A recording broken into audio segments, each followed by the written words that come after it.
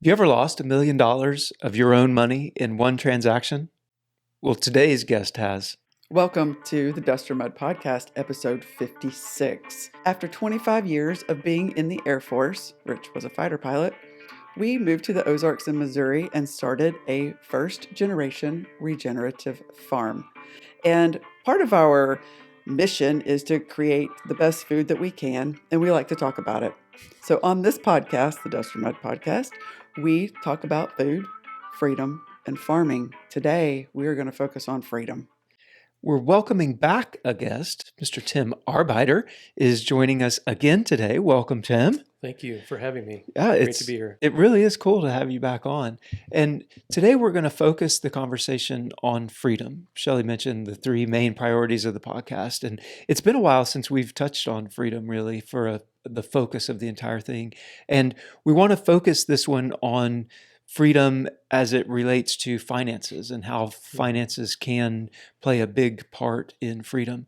So I started this whole thing with the idea that you lost $1 million in a single transaction gone bad. Obviously, you come from a really rich family and have millions to throw around, and that's how you lost that money. Or were you an enlisted Marine that put yourself through school and and made some money? Yeah, the latter for sure.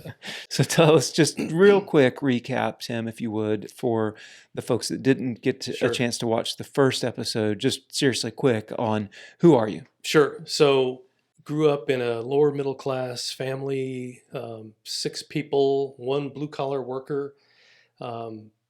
Struggled to make ends meet, but always had food on the table. We worked hard. Went in the Marine Corps after high school. Did my 4 years, got out, went to college, got a degree, started earning more money than I thought I ever would. Invested it, saved it, always lived below our means. I hear about people buying houses at 3-4 times their income. We never spent more than 1.5 times our annual income on a house. So we always lived below our means and, thought we're putting money away to hopefully secure our future and our children's future. Yeah. What happened? Well, entities decide to manipulate markets. I think, the U.S. and some of its allies decided they wanted to hurt Russia badly in the 2013 to 15 timeframe by dropping the price of oil. And it literally bankrupted several companies that I was heavily invested in. And as an equity owner, you are not first in line for any of the spoils after a bankruptcy. You're kind of at the bottom of the list. So we literally saw, that big pile of investment just disappear. Wow. Wow. And we were 55 at that time. So I thank God that it happened when I was 55 and not 65. Wow. But yeah. So with that, it really does make sense that you have some fairly strong opinions on wealth preservation, on what to do with money. So that's really where we want to take this conversation today. I want to hit you with a quote that I haven't shared with you before. So I'm interested in your reaction. This is a fairly recent quote from Aristotle. Recent. Aristotle Onassis, but he's dead too. It is also in the interests of the tyrant to make his subjects poor. The people are so occupied with their daily tasks that they have no time for plotting. What does that mean to you, Tim? It tells me that our leaders have listened to Aristotle. Okay. Because I think, essentially the between the banks and the government, I think there is a conspiracy to rob from the people through inflation. And it keeps you so busy wondering where your next meal is going to come from that, you're looking to the government for solutions to your problem instead of realizing that government is causing your problem. Ronald Reagan said that many times during his campaigns, right? Government's not the solution. Government's the problem. We've got to rethink this whole deal. So, yeah. So the what you're saying then is that in Aristotle's quote, the tyrant, you're saying basically our government then would be the tyrant in that quote. And Not necessarily. I mean, I'm sorry to interrupt. no, go I ahead. think the tyrant can be the bankers Ah, every bit as much as the government. Although you would think that there's pretty close collusion between the banking entity and the government. They sort of are two hands that wash each other, Mm. in my view. yeah. You often use the online handle and anti-fiat. Right. Talk to us a little bit about that and how that ties in with this. Well, fiat currency allows governments to, at will, by whim, create currency and put it into the system, which allows them to do things that they wouldn't otherwise be able to do if they had to rely on real money that has to be earned, manufactured, mined, grown. This is money that we now just mouse click into existence. So the government I is have to able. interrupt you Yeah. quick for just a second, but before I met you, Tim, real money was in my wallet. It Right. was greenbacks. Right. It was in different denominations from in my wallet, a 1 to a 20. I Right. didn't know the term Currency. fiat Yeah. Well, currency. we've- Fiat currency. To you, they're fiat, currency, money, they all are different things. To me, prior. fiat I had heard of and was sort of like, okay, but currency and money were the same to me Mm-hmm. before we started talking. So Yeah. talk just a little bit, because I think that Simple terms. nuance matters for this discussion. Sure. Mhm. Talk just a little bit in your mind, the difference between currency and money, and then where the fiat plays into that. Sure. So the function of money is first and foremost the preservation of purchasing power or wealth. If something does not maintain purchasing power, it's not really money. It's something else. And my favorite example is 1883. You walk into a store with a $20 gold piece, a double eagle. You plunk it down on the counter. You get a new Winchester rifle and 500 rounds of ammunition. Today, you could take that very same 1883 double eagle, and it has the purchasing power that it will get you a Winchester rifle and 500 rounds of ammunition. It's just that it's now worth $2,300 to $2,400 instead of $20, Okay. because gold has held its purchasing power. That wealth is intrinsically in that gold. It can't be inflated away by the government at whim by creating fiat currency like they do. So currency mimics money, but it does not retain purchasing power because the government can at will, by whim, just poof it into existence through the creation of debt, treasury bills, that they then auction off. And then money is magically created. But that's not even how most of the money gets into the system. Most of the money gets into our system through fractional reserve banking. And if you don't understand what fractional reserve banking is, go Google it. But essentially what it means is any money that you deposit into a bank can be rehypothecated multiple times through the banking system to where $100 becomes $1,000. Mm. And that's going on throughout the entire banking system. It used to be that the rule was 10% reserve had to be held as vault cash. Mm-hmm. Since I think since 2019, that reserve rule's basically been abolished, and banks can lend out 100%. Now they don't lend out 100% because they have to have some vault cash. But we create a lot of currency in our system just through rehypothecation of deposits, relending the same dollars out over and over through the system. It's like if you and Shelley just Wow. lent each other money, you're both insolvent, but you're going to lend each other money back and forth and build up this funny money on paper wealth that really can't stand much of a test. Wow. So, Wow. in a nutshell, that's how I see it. So where does a gold or silver play into this then? Well, gold and silver have no counterparty risk. So if I own, say, an equity, Lynn Energy, Seadrill, that money that I made, that I invested in that stock, is now being held by a third party. And it's being pooled with other people's assets and rehypothecated in the system to create derivatives of derivatives. So we end up with this huge pile of it's like if you had mirrors, you walked into the house of mirrors and it's like, Yeah. wow, there's 6 Shelleys in here. No, there's really only one real Shelley. The other 5 are derivatives of Shelley. Mm. So you go into war thinking you have an army of X and you really got much less than that. And Okay. that's what we've done with our currency. We rehypothecated the currency to the point where we've built a house of cards in a sense. I don't know if that answers your question, Yeah. but it's spooky. And what we've also done, and this you can learn about by reading David Rogers Webb's book, The Great Taking. I think you've been introduced to it. Mhm. Yeah. He outlines how systematically, really over the last 40 or 50 years, but in a big way since 2008, we have restructured the Uniform Commercial Code, and we've rewritten the laws to make you not really the owner of something. You just have, we'd say, a right to something, but you don't really own it.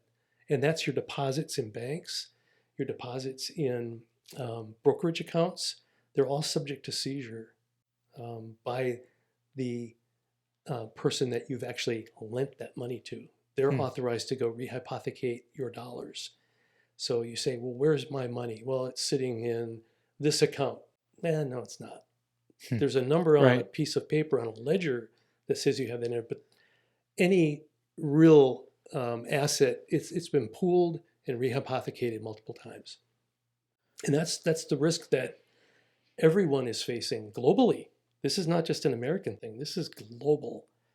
And so we've got a bubble that we've built that, and there are pins just all over the place just waiting to pop the bubble. That's why I've moved more into physical assets. Got it. Land, lead, silver, gold, food. Do you see that the government or the banking systems, those that are in charge of the fiat, do you tie that their ability to manipulate that to freedom for in your own life? Is that a freedom thing? Like because they're able to manipulate at will, it restricts or reduces your own freedom from an economic perspective? It certainly is liable to. I mean, we can respond to the reality that we believe we see and try to minimize the loss of freedom.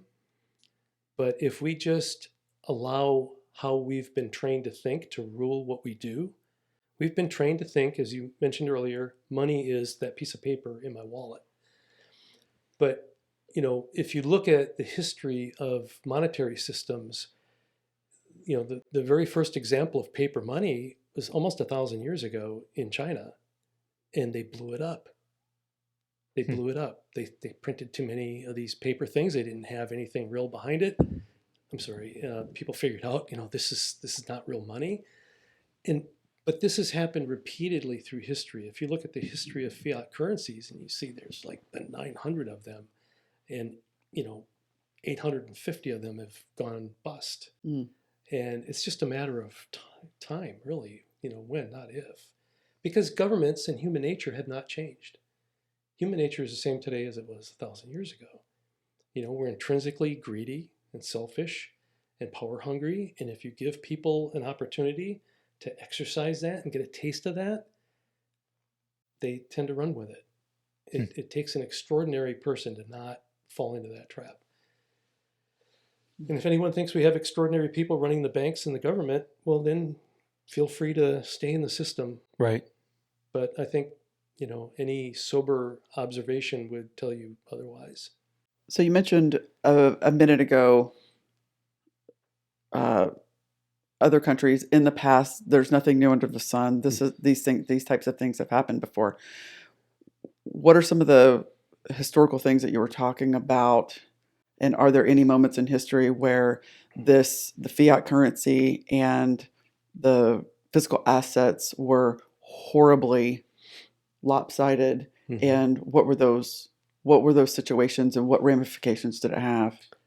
Yeah, I think probably the one that's most significant and probably the best known, at least in the US, would be what happened to Germany, specifically the Weimar Republic after World War I. Mm. The Treaty of Versailles required the German people to pay reparations for World War I, and they were very onerous, and it was bankrupting the country. So you've heard the phrase maybe borrow dollars, pay back dimes. Mm-hmm. Well, that's essentially what Germany did. They started printing Deutschmarks and creating money, fiat money. It was paper money, and they just printed it with reckless abandon. They had so many printing operations going, they were running out of ink.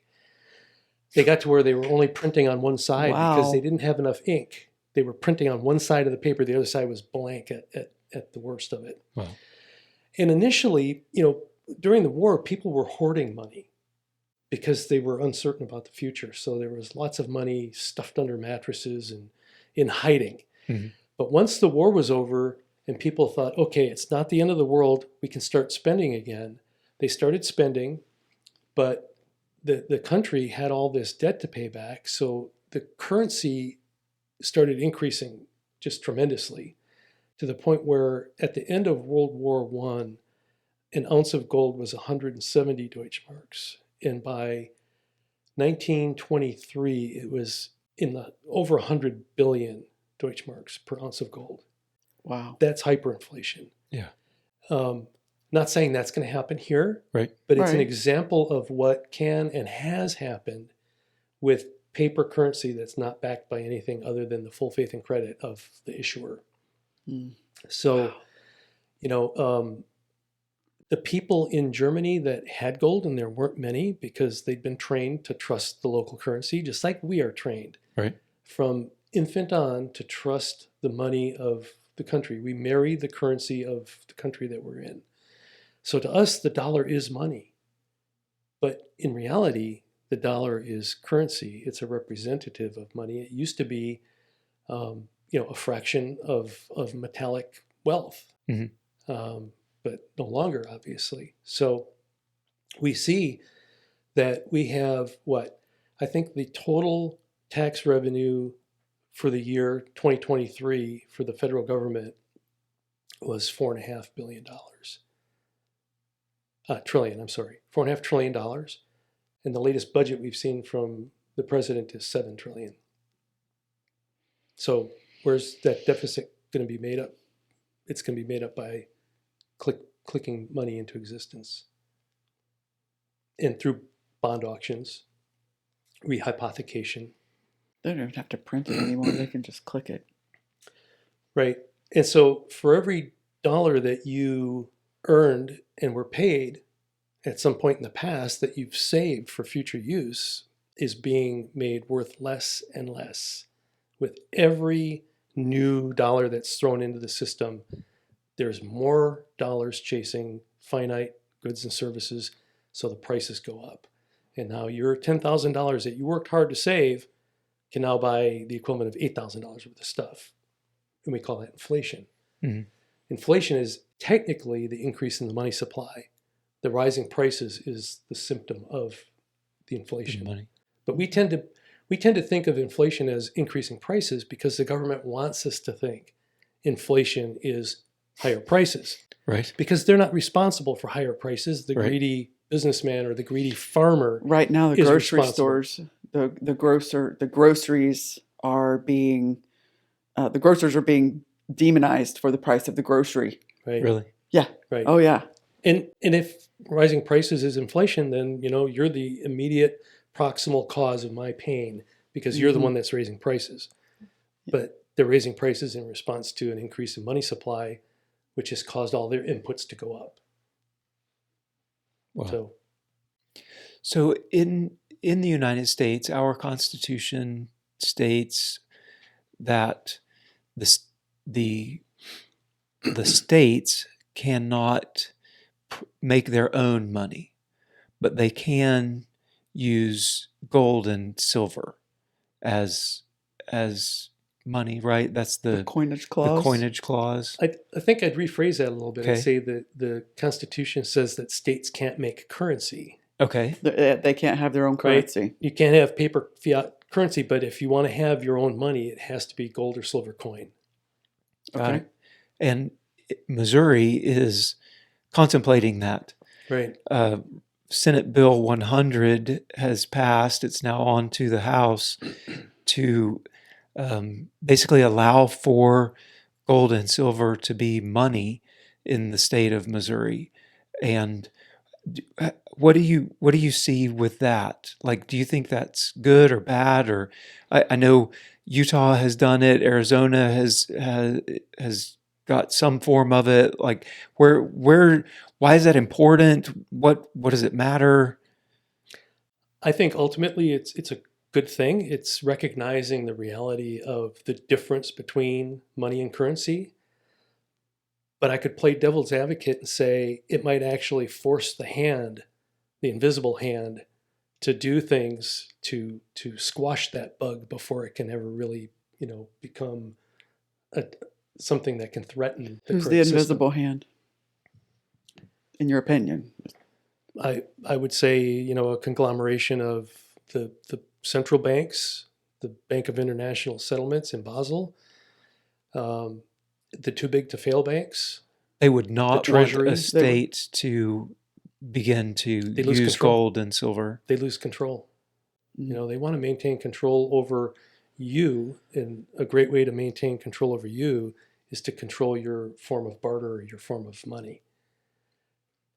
So one of the things in the Senate Bill 100 for the state of Missouri is that you could use gold or silver to pay your taxes, to pay your debts to the state. Like the state Right. would have to accept it as form of payment. Do you see that? Like, talk with us about how that would act in a wealth preservation, generate freedom for us in a state like Missouri. Let's pretend that it passes. How would that promote freedom for us, Missourians. And specifically as a landowner or homeowner, Right. where you have to pay taxes, you obviously can be taxed out of your land or your house through not necessarily a concerted effort to get your property by raising the taxes, but just the fact that they're inflating the currency supply. And if you're retired especially, you've got this finite pool that you've saved up. Yeah. And you're not getting the benefit of pay raises because the currency is being inflated. But if you're holding gold and silver have shown over time that they are a hedge against inflationary effects. So if the money supply doubles and the tax rate doubles, I'm pretty sure my gold and silver is going to double, or something very akin to that. Right. Its So value as related to the currency. If you look at it as an exchange rate sort of thing, Mhm. because gold is real money, JP Morgan, right? Everything else is credit. So yeah, I don't look at gold as being worth a certain amount of dollars. I'm saying I can buy the same thing with this piece of gold that I could buy with this many dollars. Got it. And, I have gold that I paid $1,800 for just a year and a half, 2 years ago, that's now worth, quote unquote, $2,400. Mm-hmm. If I can use it.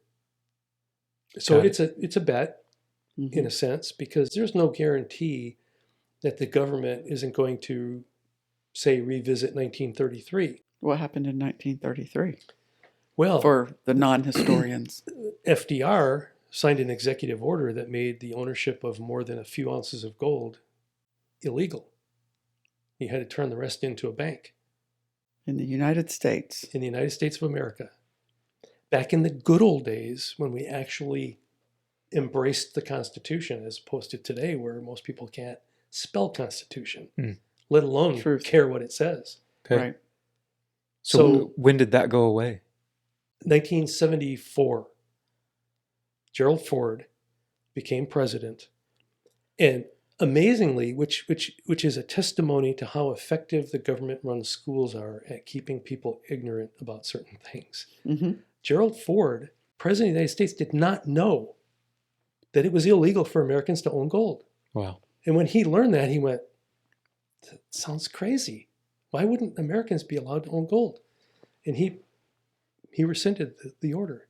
And so 74, I can't remember what month, it was sometime there. But remember what happened just 3 years before? I was going to say, but 74? something, it was significant in 1971, though. August 15th, I remember that day. Yeah. I remember watching Nixon on TV talking about these speculators who are trying to harm the U.S. and harm the dollar, and we're going to get those rascals. We're going to temporarily suspend the convertibility of the dollar reserves that foreign countries are holding into gold.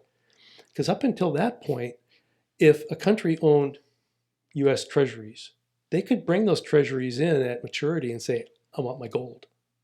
And we had to pay it.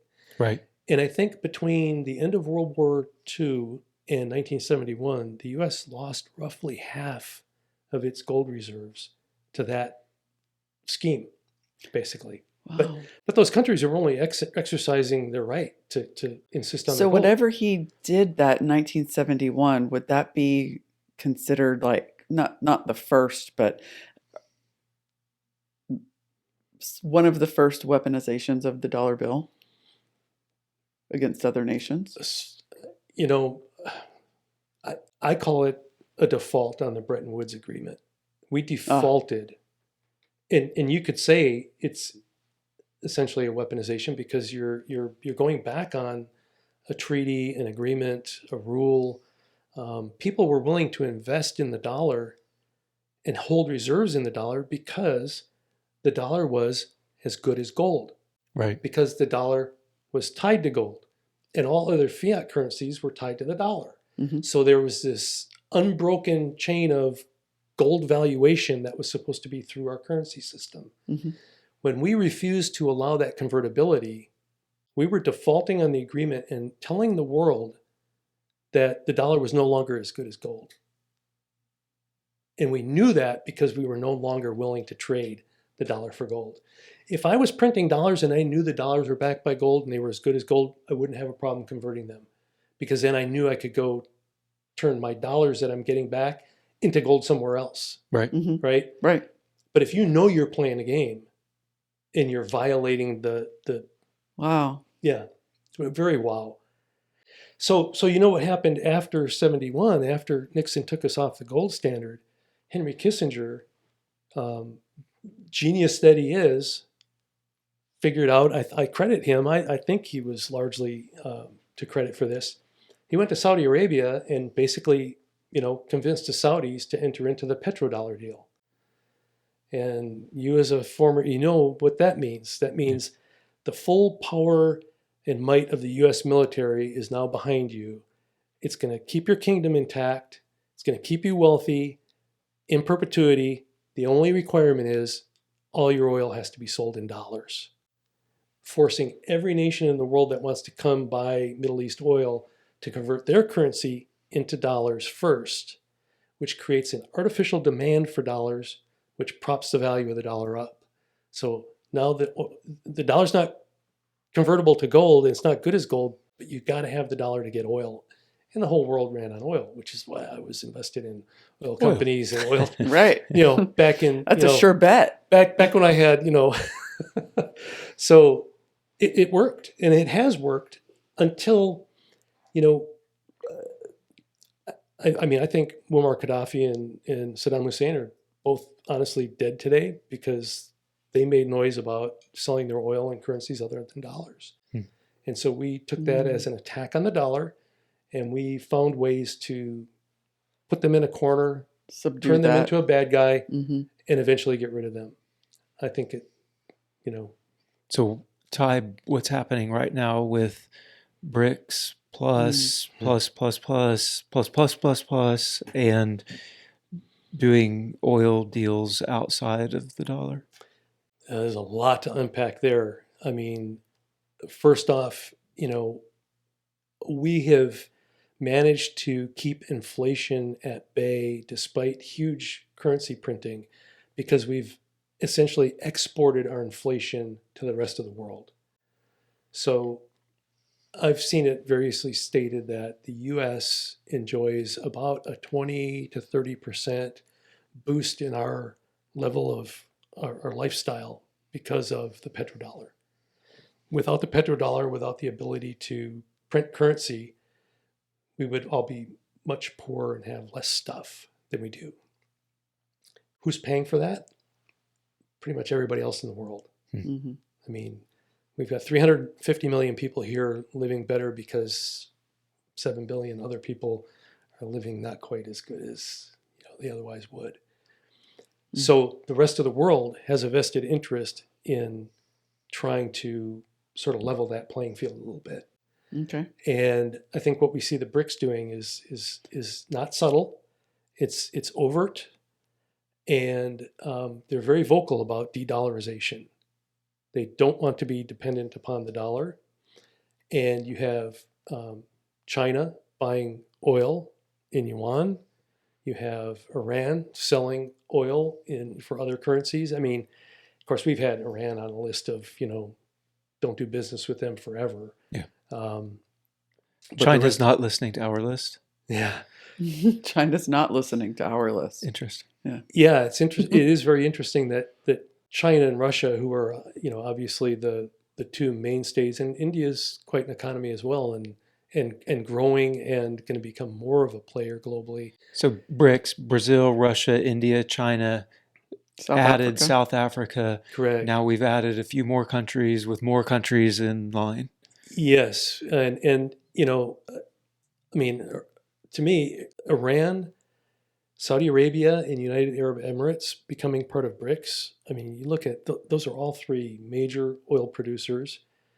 Iran has the 11th or 12th largest, strongest military in the world. Just ahead of Israel in terms of the rankings. So they're not, insignificant militarily. They're not insignificant from an energy standpoint. Oh, okay. Energy. And if you're a student of history, you know that the Persians are pretty smart, clever people who you want them as your friend, not your enemy, if at all possible. I mean, one of my life mottos is I'd always rather have friends than enemies. Yeah. I mean, try to be a friend. Mm-hmm. I mean, it doesn't mean you have to agree with everything and like everything about somebody, but it's sort of what our founders said, right? Avoid these foreign entanglements, do business with everyone. Yeah. But don't get into their business and don't let them into yours too much. Or you end up with trouble. I think there's some wisdom there that we haven't, retained. Yeah. Mm-hmm. So take it forward, being able to do petro deals now outside of the dollar. We've heard some in the news talk about the de-dollarization and the end of the petrodollar and stuff. So if we take that forward, is it just we now lose that 20 to 30% bump in our, United States lifestyle? So what? I mean, okay. If we hadn't rehypothecated and created derivative bubbles, maybe you could get by with just a 20 or 30%. But the fact that we've used so much leverage and so much gearing in our financial system, it's going to be a lot worse than that. And frankly, what we're seeing happen is, we create our deficit spending money through issuing securities, debt instruments. And if you look at the Treasury auctions, there's a thing called a tail. Okay, so when the Treasury auctions off bills, they say, okay, we're going to auction off, $100 billion at 4%. And people come in and say, okay, I'll buy, this many dollars of your debt for 4% interest. But perhaps it stalls at $90 billion. And no one else is willing to buy that debt at 4%. So now the Treasury has to come in and juice the rate up a little bit and say, okay, how about 4.05%? Any takers? Well, you get another couple billion. And then it stalls. And then you say, oh, how about 4.075%? And so everything above the 4% issue rate is called a tail. And if you look at the trend of the tails are getting longer and bigger and bigger, and higher. higher. So what that tells us is that less people are willing The to faith purchase isn't there. the debt. Right. The faith has been lost in whether or not they'll. Which is exactly what you would expect to happen if a company is insolvent and struggling to pay its bills. The bank doesn't want to lend. And their business model is looking like it's kind of not really working. Yeah. And that business goes out for a loan at the bank, Mhm. right? And the Yeah. bank's looking at you going, I mean, you're going to have to pay me 10%. You're junk bond status. Mm-hmm. And that's the trend. Now, can we reverse that? Sure. Maybe, but the trend is not our friend. The trend is definitely not our friend.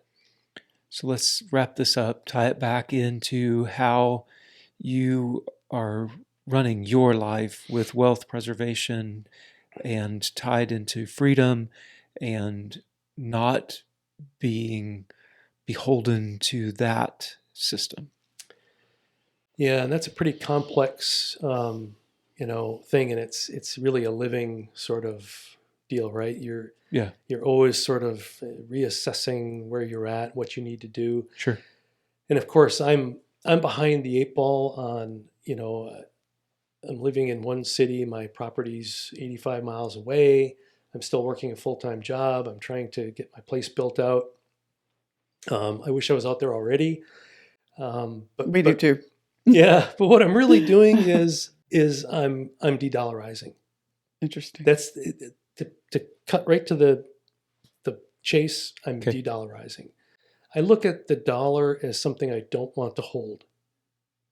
Because it's a tool that you have to have. It's the currency of the realm. Currency, It's right. what I'm paid in. Yeah, right. But I don't want to accumulate dollars because I don't trust the people that are running the business Of the dollar. I think they're destroying the dollar. They're making the dollar less attractive to the rest of the world. And eventually that's going to hurt us. If you think about America as founded, I envision Fortress America, right? Fortress America. We've turned it into Empire America. So when you do that, you open yourself up to all the risks that come with being an empire. Mm-hmm. Ask, the British about that, right? Right. There's always somebody trying to knock you off your perch. Right. You've always got insurrections going on in various places. And what has made America the empire, the first and foremost thing is the monetary system. And then that enabled us to build the strongest military in the world. And we use that military like a club sometimes to try to get people to stay in line. It's a threat. It's a deterrent, right? We like to think of it as a deterrent for peace and for prosperity. But the rest of the world looks at it and says, yeah, for your peace and your prosperity, but what about ours? Right. And if we're going to be realistic and reasonable people, we can't ignore the rest of the world. We can't be that short-sighted and greedy. Yeah. I'm not sure. I probably went off on a bit of a tangent No, there, but that's fine. I think if we had to characterize our own moves. position, our moves, we would be right there with you in a de-dollarization. I think not as much focus on precious metals. Ours is real, I would use all caps, real estate, and all caps live stock. Not stock markets, but real estate and live stock we see as tangible things. And as you pointed out at the beginning, obviously it could be taxed right away from us, but we see it as a real thing, at least for us at this time, at this moment in our life, as a place to preserve our wealth, rather than holding it in an account somewhere with a number assigned to it. Yep. So a month and a half ago, I had 20% of my net worth in gold and silver and platinum. Today it's 26%. And it's not because I bought anything. Oh, wow. Wow. It's all appreciation, price appreciation. And, I'm not a soothsayer and I don't give financial advice because I'm not licensed to. This is not financial advice. This is not financial advice. Not Please financial advice. seek someone who's licensed. But please give some thought to what we've done with the dollar and look at The dollar has lost 99% of its purchasing power versus gold just in my lifetime. Mm. 99%. Wow. So, Wow. do you really want to hold dollars? Right. More than you have to. Right. So, Right. like you Enough guys, As as the a currency tool. of the realm, As the We currency have- of the it's a tool. realm, it's Yeah. a tool. Yep. And I think that's why, going back to your question about paying taxes with metal, that's where, if we've de-dollarized, and for good reason, and we're holding metal, the more you can do with that metal, the better. Now, I'm pretty sure I could come over to your farm and buy food with gold or silver. Hmm. I think you'd probably go, yeah, Absolutely. we can work it. We can work a trade out. Right. Mhm. Can I go to Walmart today and do that? No. No. No. Costco is selling gold, Right. right? If you Right. can find it, they're sold Yeah, out. they sell out. But that's an interesting first little step. They're Mhm. saying, we're gonna sell gold. And someone made a comment on a YouTube video here today. This morning I saw it. They said something about, I don't feel guilty anymore about all that money I spent on gold a couple weeks ago. And my comment to them was, you did not spend money on gold. You traded fiat currency for real money. And that's That's huge. that's the way to think about it, in Wow. my opinion. Now, Right. I want to be real clear. I don't think anyone should spend money, trade currency for money that they can't afford to be without. You have to Right. buy food day by day. You have to pay bills day by day. I move currency into money that I don't need to use. You don't right need to now. pay your bills right now. Right. Yes, Yeah. it's like, if I die and all that is still sitting there, great. It was an insurance policy. It's preserved purchasing power, and my heirs will benefit from that. So, But you don't want to. I'm sorry, you don't want to get caught right. converting all your fiat into metal, and then you have an emergency and you need fiat. And they don't And- take metal at the hospital. Well, but you can convert that metal right back to fiat just like that. Sure. But here's the thing: you're doing it under duress, and if the price is down at that moment, You're losing. you're losing. So you want to be able to control when you do that. Back to Going back to fiat. Back to the taxes thing, though, that could be huge for people like us. That if he was willing to pay for food and he had gold or silver, whatever the precious metal was that he was using, and that we were willing to accept, if we can pay our taxes with that, we can now confidently say, yes, we'll take that because I know I can keep my land. It's not just that I like this shiny thing. Right. It's that I can use it. It's tenable. I can actually use it as to pay for something. Right. And taxes are the way that you continue to keep your property in this country Yeah, currently. paying it.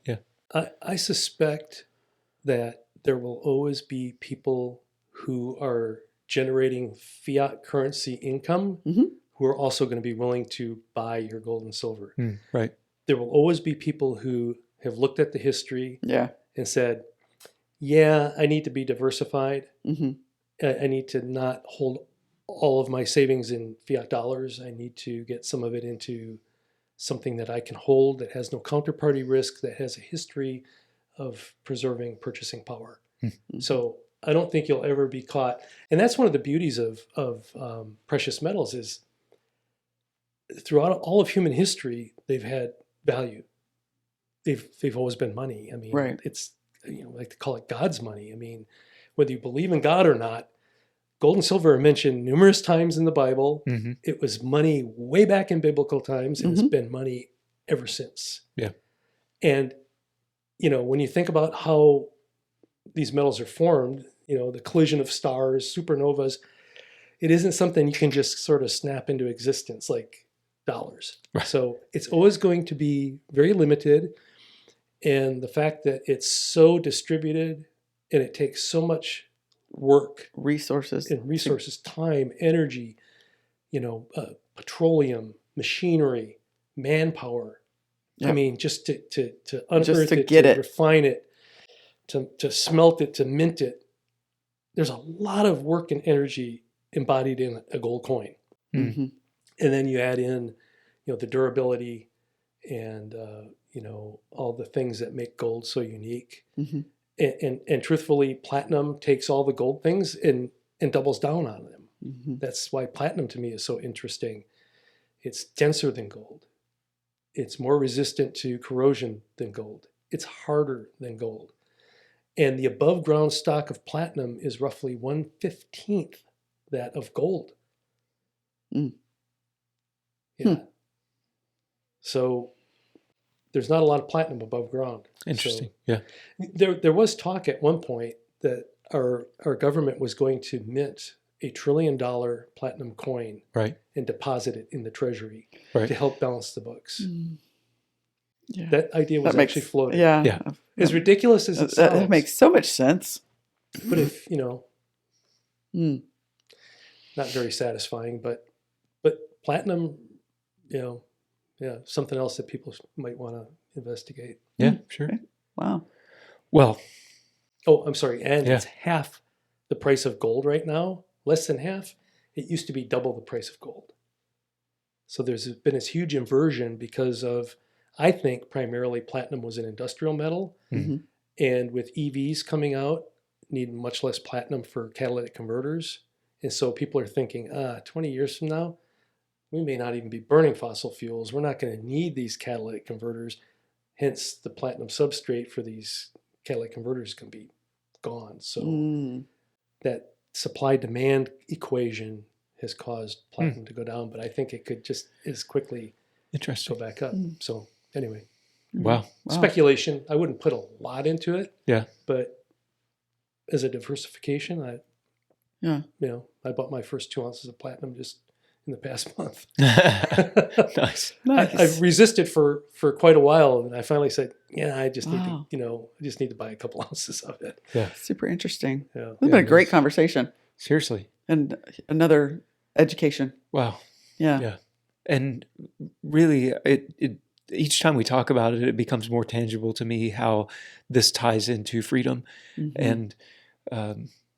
And we all often, especially us, Yeah. when we think of or discuss freedom, we're thinking of and discussing the military. Right. And I mean, spending 25 years there, it's like it makes sense that that's Yeah. where we would go. But Mhm. really, finances are Yeah. really significantly tied to freedom. Yeah, our freedom, I think it starts in our wallet and in our bank accounts, and it's eroded quickly. Yeah. It's a great way to control And people. really Yeah. having a thought about it. Yeah. The tyrants keeping the people poor Yeah. so that they're busy. Keep 'em Really, busy and working. really is. Yeah. Yeah. Yeah. Allowing the banks to control your currency issuing, and then through inflation and deflation, Mm-hmm. basically robbing the people blind and Getting rich while they're doing it, I guess. Yeah, Wow. it's a real thing. Yeah. Goodness.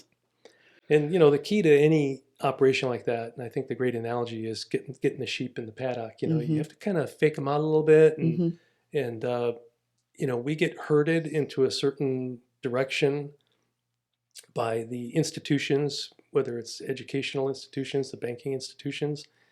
I think it's worthwhile pausing and just asking, how has this worked out in the past for people Mm-hmm. when they've allowed themselves to be controlled in this way? Before we stop, I just want to say it's really exciting seeing the growth of the channel.